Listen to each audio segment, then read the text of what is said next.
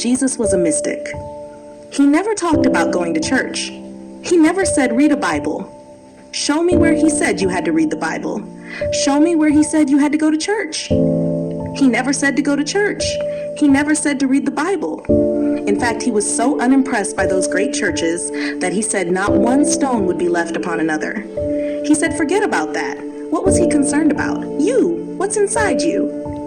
He didn't point to some pharaoh or a god who would come down to save you. He said, you are the light. The kingdom of God is within you. He didn't put himself on a pedestal saying, look at me, I'm Jesus. I've got amazing things, Christmas cards and all. Look at me, aren't I something special? He never said that. You know what he said? You think I do good things? Hey, Omer, let me tell you something. Joey, the things I do, you can do better than me. That's the kind of person he was. He never drew attention to himself. He directed it toward you. He didn't come to show his own divinity. He came to show yours. And he told you how to reach it, how to make it explode, because it's within you. Rise up to the upper room. Practice the single eye, and you'll fill it with light, wisdom, power, and understanding. That's the kind of man he was. Your consciousness must be totally virgin. No preconceived ideas. If you have preconceived ideas about what this means, it won't work for you. No traditions. If you're part of a tradition, forget it. No beliefs. There must be pure nothingness, so you can follow the child being born in that stable inside of you. In other words, a clean, fresh start. I abandon, I renounce, I withdraw from all connections with any religious group. I'm not involved in government affairs. I'm totally involved in the birth of Christ within me. If you're prepared for that, it will happen. If you've already accumulated beliefs, then there's no virginity in you. Your beliefs were born from the outside, not from within. You must rid yourself of all of them and return to the virgin state. I'm not saying you should rid yourself of your beliefs and traditions to listen to me.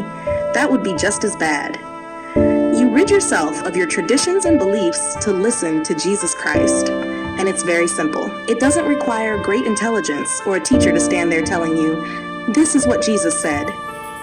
If you do that, if you get rid of everything you believe, of all your traditional and governmental attachments, then you can give birth to the Christ child. Then the wise men will come from the east. Wisdom will come from the right side.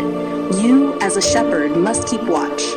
And then you will see the star, whose light descends from above to bring you to the state of God consciousness, of Christ consciousness. If you're watchful, you'll see the same star the story speaks of, the one the shepherd saw while watching over his flock. Jesus Christ never came to this world to say how great he was. He came to say how great you are. That's why he said you are the light of the world. The kingdom is within you. And you know what else Jesus said? Hey Sam, the things I've done, you can do them. Even better than me. I said, you're kidding. He never flew in a plane, right? He never went to a Jimmy Buffett concert, and yet we talk about him. He's a guy I could follow to the very end, because Jesus Christ was the one who said, I'm here to turn that light on in you and show everyone that God dwells within you. Don't cling to me. Don't pray to me. Don't ask me. Go straight to him. You've got carte blanche to go directly to the source. And the source, he said, is in you. That's what will set you free. That's why meditation is so important, because all that fear, all that poison comes from your family, from your circumstances. And what you have to do to begin the reprogramming, and next week we'll finish with reprogramming the mind, is turn away from the thoughts coming from outside. As Jesus said, take no thought, and start turning your attention toward the thoughts coming from within. You do that in meditation, whether you use Kitaro, Halpern, OM, Buddhic sounds, whatever it is. Start listening to what's inside and stop listening to what's outside. As Jeremiah 6 says, circumcise your ears, cut off all that outside noise, because that's what made you feel this way. That's what made you miserable. When you do that, you'll understand what Jesus said in Matthew 5:14. You are the light of the world. That's the change. Going from negative thoughts like I'm a sinner to I am God. And you'll freak everyone out in heaven because they won't understand what you're saying. There's only one mind. There's only one spirit. That's it. I promise you. Let me tell you something. The creative power of the universe is inside you. It's eternal power.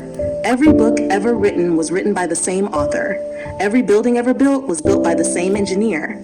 Creation happened because the conscious mind of the creator wasn't blocked by negative subconscious programming. And so what was within could explode into a monument. But it's all the same, because they had nothing inside that you don't have, except they had the fortune of not having negative programming telling them, you can't, you can't, you can't. In fact, they probably had someone telling them the opposite. Yes, you can. Yes, you can. Yes, you can. And when the time came, they knew, yes, I can. That's the secret. That's what comes from meditation. Deep reprogramming of yourself. The universal mind reaches everyone. What this means, let me finish, these are the last two lines, is that your experience in life is exactly what you are convinced it is. Your experience in this life is exactly what you're convinced it is. You're convinced of it. You've made up your mind about it. If everything is falling apart, it's because you're convinced it has to be that way. If nothing is working, if you hate your job, if you hate the people around you, it's because you're convinced of it. Because that's how you were programmed. But it can change. And when you no longer feel that way, you'll no longer be limited to that job you hate. You'll no longer be limited to those circumstances causing you problems. You'll no longer be limited to those sicknesses that have been tormenting you. There's no reason for it. People get mad at us? Tell me something. Is it in the Bible? Yes, it is. Did Jesus say it? Yes, he did. And everyone in the East knows what the single eye is.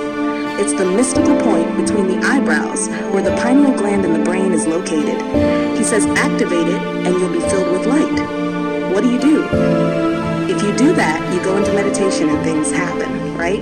Matthew 6:22. Look at Matthew 6:25. Take no thought. Matthew 6:27. Why add thought? Why think? And so on. Take no thought. So here's the way. You practice the single eye. You take no thought. You understand that Jesus the Christ dwells in you.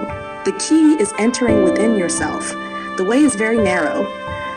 Few of your friends are going to find it. They'll probably make fun of you. But the kingdom of God is within you. And the key is entering in, practicing the single eye, and you'll find it. That's the way.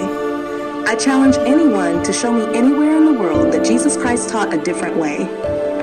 Freedom is in the path of meditation. If you meditate, you will achieve freedom. Namaskaram. I love you all.